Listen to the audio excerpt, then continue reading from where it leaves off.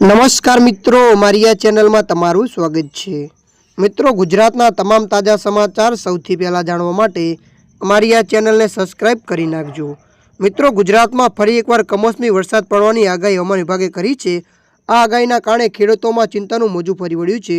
એટલું જ નહીં, ગઈકાલે કોડીનાર અને મહીસાગર પંથકમાં કમોસમી વરસાદ પડ્યો હતો। હવામાન વિભાગે કરેલી કમોસમી વરસાદની આગાહીના કારણે મહેસાણા જિલ્લામાં બાગાયત વિભાગ ઉત્તર ગુજરાતના ખેડૂતો માટે ચેતવણી જારી કરી છે।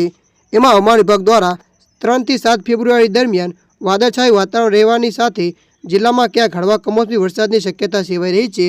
આ સંજોગોમાં હાલમાં આંબા પર મોર આવવાના તબક્કે તેમજ શાકભાજીના ઊભા પાકને નુકસાન થવાની સંભાવના હોવાથી સમયસર તકેદારી પગલાં લેવા અપીલ કરી છે।